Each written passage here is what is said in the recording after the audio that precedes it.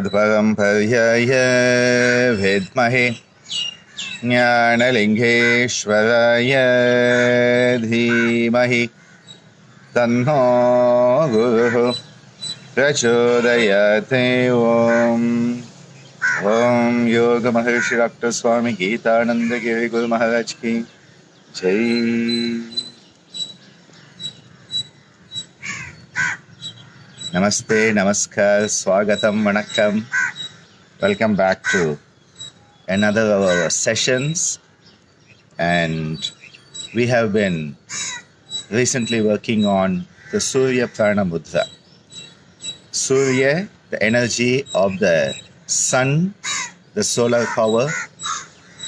And yes, we are all governed by solar power long before we found the solar cells. We human beings are solar powered. We are solar beings living in a solar system. And the solar plexus, the solar plexus is our battery. Our solar panel is our solar plexus. And that is why this Nabi is so important. And that's why we have to go ha, ha, ha, ha, ha, ha, ha, ha, ha. Ha, ha, ha, ha, ha, ha, ha, ha, ha, ha. And that is why a good belly laugh, ha, ha, ha, ha, ha, ha, ha. That is so refreshing. Because what you do is when you laugh like that, you are using this center. You are energizing this center. And that is why in Tamil we say, Vai vittu sirithal noi vittu pogam. If you laugh, open-mouthedly, not this... And that you find people laughing. Ha ha.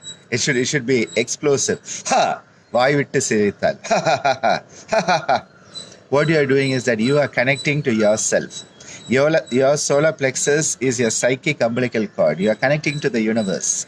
You are one with the universe. And when you are one with the universe, you realize you are not alone. You are not lonely. We are all one. That is the yogic spirit. We are all one. No differentiation, no distinction, no discrimination. It is absolutely oneness. That is the highest state of being. And so join me, let's do a few rounds, okay? Taking in a breath and out. Ha! In, ha! In, ha! In, ha! Then a bit faster. Ha! Ha! Ha! Ha! Ha! Ha! Ha! Ha! Ha! Ha! Ha!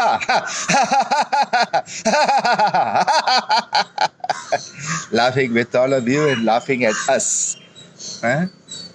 This beautiful capacity to laugh is so much part of being human. And we have become this... we have become such a morose race. A race of morose, non-smiling, unsmiling, self-centered, selfish, featherless bipeds with flat nails. The Greek philosophers call the human being a featherless biped, basically bird brain. A featherless biped, and someone brought a chicken, a plucked chicken. And they said, this featherless biped, is it a human being? So they said, no. It has curved nails, whereas humans have flat nails. Flat-nailed, featherless bipeds. Morons. Morose. You look at people who go to any city. Whenever I'm traveling the world, and yes, Soundarajan, there's a beautiful song, Kalyad, or some of you saw them, and Gajan. He is the Asura's son of Bhima in the Mahabharata. We have these beautiful stories in Indian culture. Bhima, who is this strong Pandava, who is born of the celestial father Vayu Bhagavan. That is why he is a brother of Hanuman. And there's a beautiful story of Hanuman and Bhima, which is to tell us about how our ego has to be brought down. But Bhima's son, through a demoness, is Gatotkacha. And an amazing character who comes into the Mahabharata, who goes out to battle knowing very well that he is going to be killed that day by the Shakti Astra used by Karna. And that astra, that weapon was meant for Arjuna. So he sacrifices himself knowing very well that he is going to, be the victim of the Shakti Astra. But in order to make sure that Arjuna stays to fight another day, he gives up his life. And that is why he is said to be a demon. But he is not a demon. He has such a large heart. And a beautiful story in that beautiful movie that has that song where he comes and he has all this food. Kalyana Samayil Sadam. It's a very beautiful one, and he has a aha, aha, aha. That is the type of laugh you want. People are walking on. When I'm traveling, I like to watch people. I have to be careful that I'm not booked for voyeurism.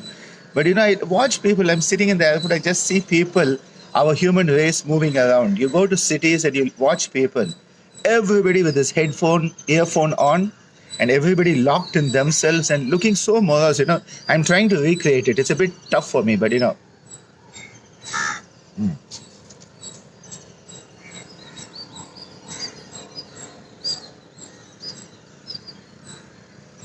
They're like, seriously, did we come from Mars or Venus or God knows where, Pluto or Uranus?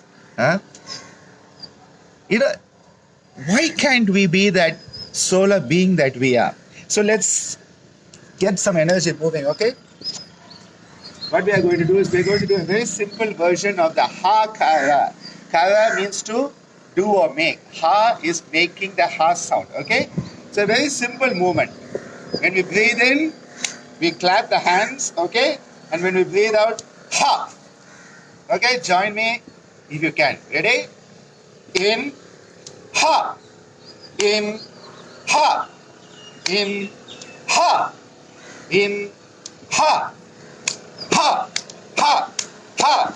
Ha. Ha. Ha. Ha. Ha. Ha. Ha. Ha. Ha. Ha. Ha. Ha. Ha. Ha, ha, ha, ha, ha, ha, ha, ha. Makes you feel really good, okay? Really. Really makes you feel so good. The ha and my hands, a lot of prana going, getting ready for the Surya Prana Mudra, getting the circulation going. We have become. Don't be like this. Be like this. Trying to get that one. Yes.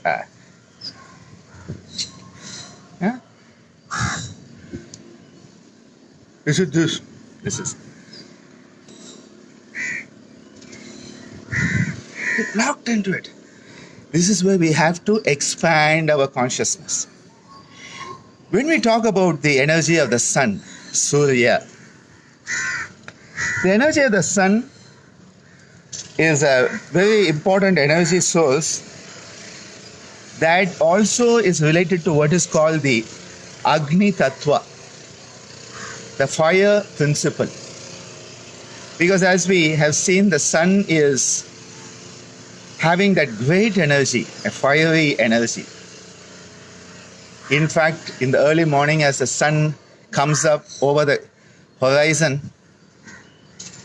you find that very beautiful energy of the sun, very reddish, orangish, juicy orange like sun. It is called Aruna. Aruna is that very beautiful golden orangish sun coming up. And often when we talk about the energies, we talk about this energy of Aruna. The big mountain not too far from Pondicherry, Annamalai, Mount Arunachala.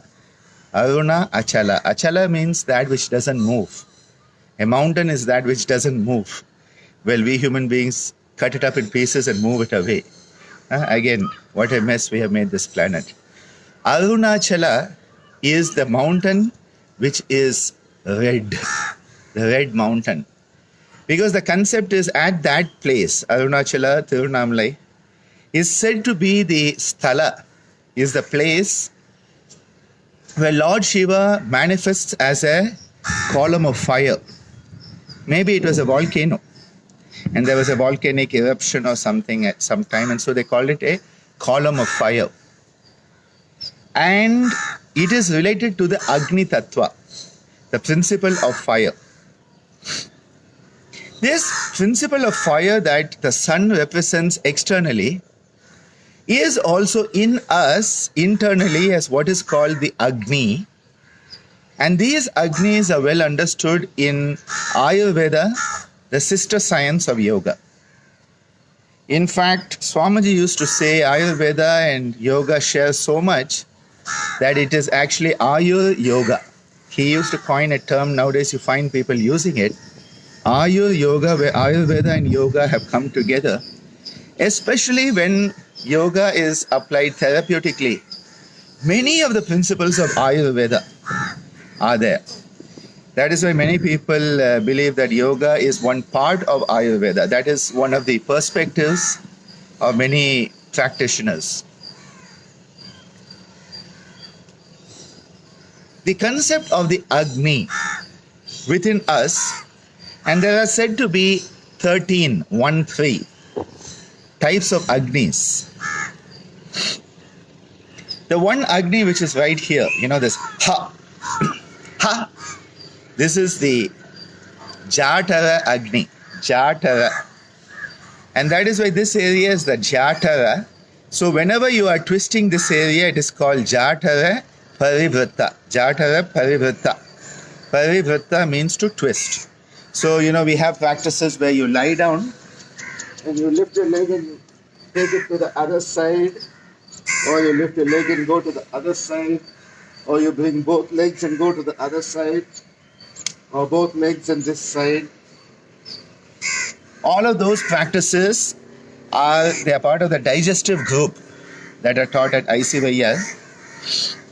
These are practices that work on enhancing the Jatara Agni, which is your digestive fire. And this Jatara Agni can be correlated with the second part of your duodenum. In your digestive tract, you have the esophagus, you have the stomach, then you have the first part of the small intestine, which is called the duodenum. The duodenum curves like a C, okay? It curves like a C, and then the duodenum continues into the jejunum and ileum. So duodenum, jejunum, ileum are the three components of the small intestine. And the duodenum is the part where the major digestive process occurs. And when I use the word digestion here, it is implying the breakdown process. Because you have hopefully chewed your food, it has come down into the stomach where it's got mixed with all the acids, like a cement mortar. You know that one of those machines where the cement and sand is put in and it does all of this type of stuff and it creates a nice concrete. That's what happens in your stomach to the food.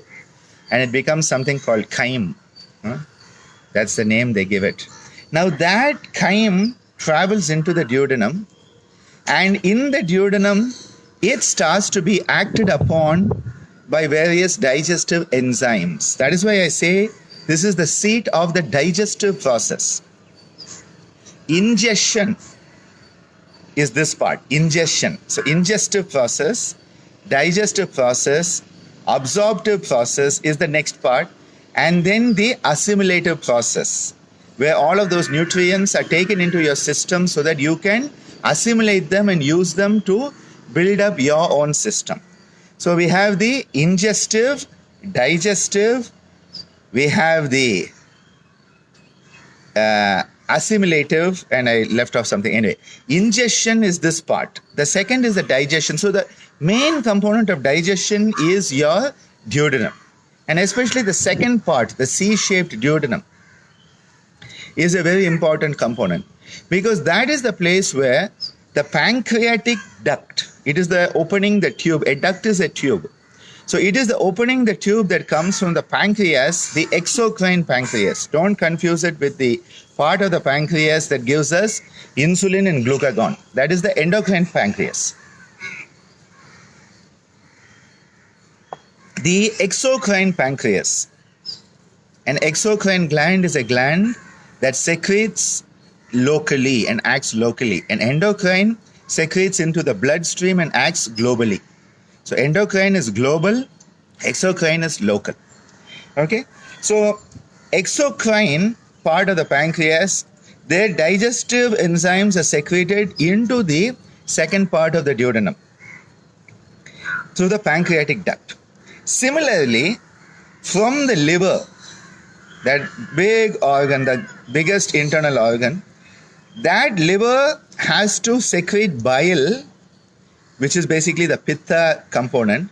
That bile that is secreted by the liver is concentrated in the gallbladder, and that through the different ducts, the common biliary duct, also comes into second part of the duodenum. So the second part of duodenum is where both the pancreatic secretions as well as the biliary secretions come and start to act on the food. That is why I said it is the most important part of the digestive process, because these enzymes that break down the carbohydrates, the proteins and the fats. You have the proteases to break down the protein, lipases, pepsidases, all these are coming down to break here. Pancreatic lipase, pancreatic amylase. Amyla is basically the starch. Amylase, pancreatic lipase, proteases, all of these act on the food here. And that is why for me, this is the area related to that Jata Agni, the fire of digestion. So that is one fire. Then it is said there are the 5 Mahabhuta Agnis, the fires related to the 5 Mahabhuta. So the 5 grand elements that make up this whole universe, Prithvi, earth, Up or Jala, which is water, Tejas or Agni, here you have to be careful, fire. That's why it's better to call it Teja here. If you call it Agni, you'll have to then later on say Agni. Tejo Agni it becomes. Then you have the Vayu, the wind. And then you have the Akash. So, Prithvi Agni. That is the fire that enables us to digest at the level of the solid state. Jala Agni, the fire that enables us to digest at the liquid state. Tejo Agni, the fire that enables us to digest at a thermal level. Vayu Agni, the fire that enables us to digest at a gaseous level. And Akash, the fire that enables us to digest the food into its subtlest form, where the food gives us what is called Oja, the life nourishing energy. That is the Akash Agni has to give us that, the subtlest. You have to start from gross. That is why you have to go from solid to liquid to thermal to gaseous, and then the ethereal occurs. These are the 5 Agnis. These are the Bhuta Agnis. Then you come to what are called the Dhatu Agnis. There are the Sapta Dhatu, the 7 Dhatus, that involve substances like the bone, Asti. They involve substances like the bone marrow, the Majja. They involve the muscular tissue. Majja is the, Then you have the Mamsa, which is the flesh, that is the muscular tissue. So you have the Asti for the skeletal framework, you have the Mamsa for the muscular framework, and these have digestive processes. What are the digestive processes? Metabolic processes. So the metabolic processes happening in the bone, metabolic processes happening in the musculature, metabolic processes that are happening in the bone marrow, the Majja, because it's in the bone marrow that all your blood cells are formed, the white blood cells, the red blood cells that go out and then do the job. So the Majja has it. Then the adipose tissue, Meda, it has its own. And then the Rakta, which is the blood cell component. How are those cells working? How are those cells functioning? Carrying the oxygen and carrying the carbon dioxide in different forms. All of that is the Rakta related Agni. And then the Rasa Agni is the plasma that is circulating throughout the body. How is it doing its activity? So the fire is that which enables the metabolic processes to happen, the activity to happen. So 7 of the Dhatu Agnis, 5 of the Bhuta Agnis, and the Jata Agni. 13 Agnis, which are the internal fires. And these are the metabolic fires that are going on in our body, keeping every cell in our body active. So every cell has the Agni of these different natures. The problem is we try to translate things literally. So we say there's a fire in your bones, and you're like, bones, there's no fire. Huh? What we mean is the activity, the metabolic activity, the anabolic and especially the catabolic activity is very fiery. So it is that understanding that has to come into this. So when we are doing the Surya Prana Mudra, we are opening up to the solar energy so that the solar energy can come into us and start to work through all of these Agnis, that the fire of the sun can revitalize our internal fire. Because most of us have got disconnected.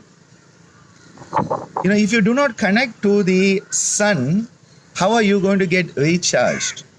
And most of us are living in closed rooms with artificial light, artificial air conditioning. One of the reasons I like to come up here in the morning and give you these sessions out here, you can just see the beautiful palm trees. Isn't that beautiful? Just have a look. Those beautiful palm trees, and we have a beautiful sun coming through. The trees swaying in the wind. The birds in the background. The trees swaying. A beautiful clear sky today. This is how yoga should be. Yoga has to be in nature. What we have done with yoga is we have put it into air-conditioned, glass-walled yoga studios, gymnasiums. It's better than nothing, okay?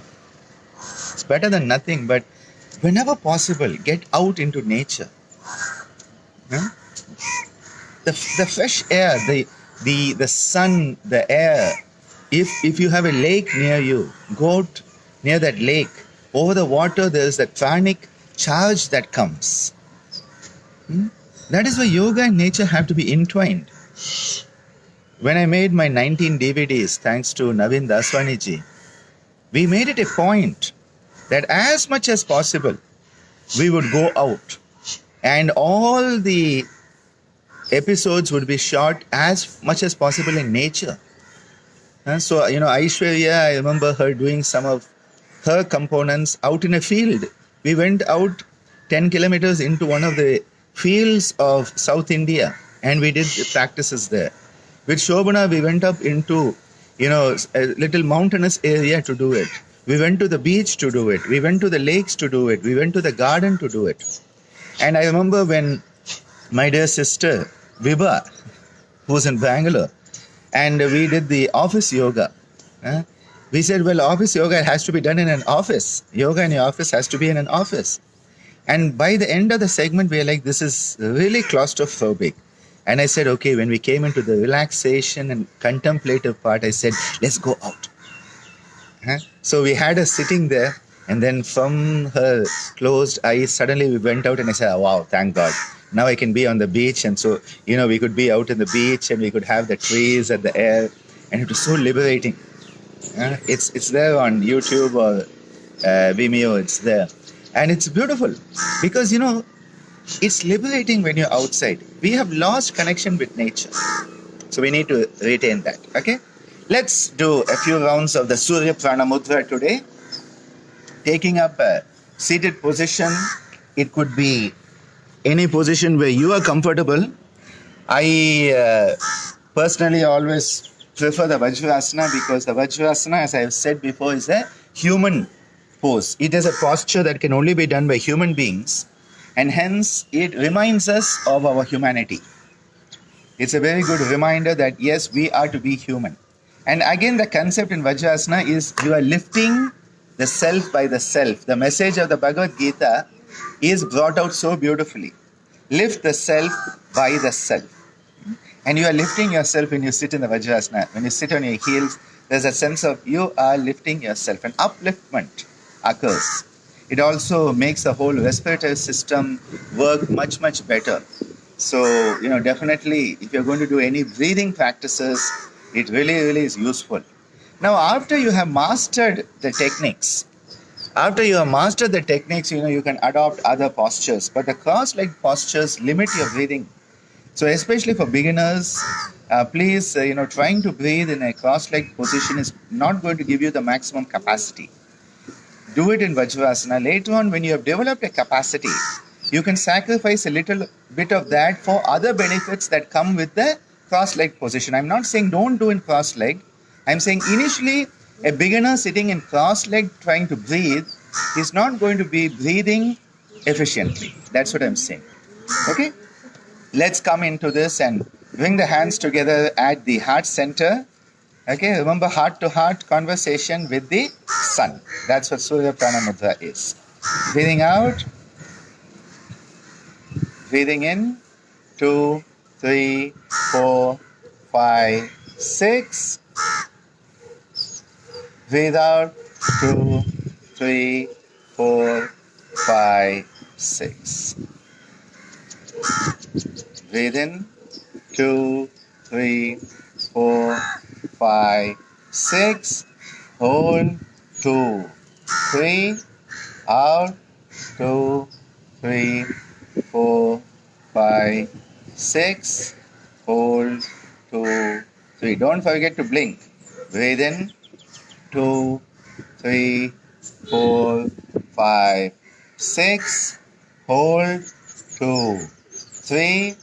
Out, 2, 3, 4, 5, 6. Hold, 2, 3. In, 2, 3, 4, 5, 6. Hold, 2, 3. Out, 2, 3, 4, 5, 6. Hold, 2, 3. In, 2, 3, 4, 5, 6. Hold, 2, 3. Out, 2, 3, 4, 5, 6. Hold, 2, 3. In, 2, 3, 4, 5, 6. Hold, 2, 3. Out, 2, 3, 4, 5, 6. Hold, 2. Relax your hands to your lap and with your eyes closed, just contemplate what you have been doing now. Connecting to the sun, enabling the hands to be the receiver of the Surya Prana. A beautiful energy coming off the sun, invigorating, energizing each and every part of us. The energy of the sun, that Surya Prana, coming into us and igniting all those 13 Agnis.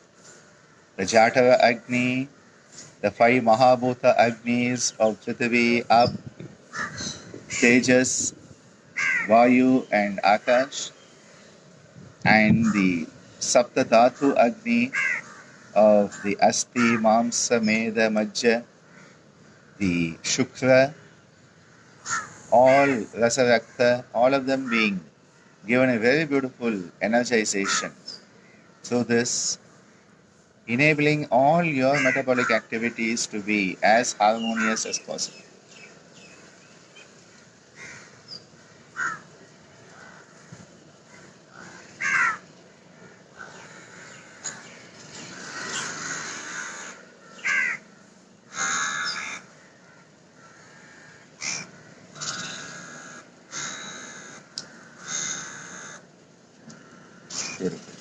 Let us do the completion of today with a few rounds of the Om, stretching up and bringing the hands down to the heart. Again, opening up to the higher causal centers the Anda chakras, those beautiful 6 energies, and enabling that energy to also come to our heart. In these times, very troubled times for humanity, we need to have a very strong heart. We need to be very heartful, and we have to understand a heart-to-heart connection with fellow beings, both of the human and the non-human variety. We need to have that connectivity. So let's expand our consciousness, breathing in.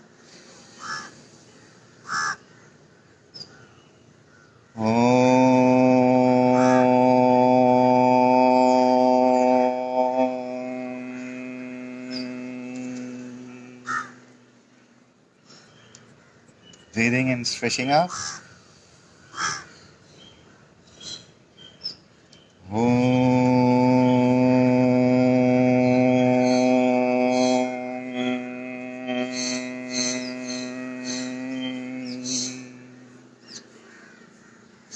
Breathing in and stretching out.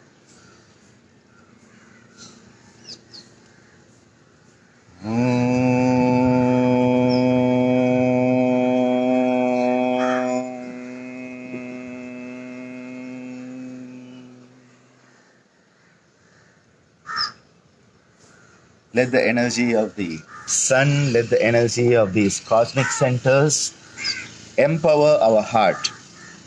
Empower our heart so that we can respect, we can appreciate, and we can have gratitude to each and every form of life on this planet. May we respect each life. May we have reverence for each life. And may we be grateful for this opportunity to be human. And that gratitude, let us express it by being human. That is my wish for today. So be it. May we all be the best we that we can be. Thank you.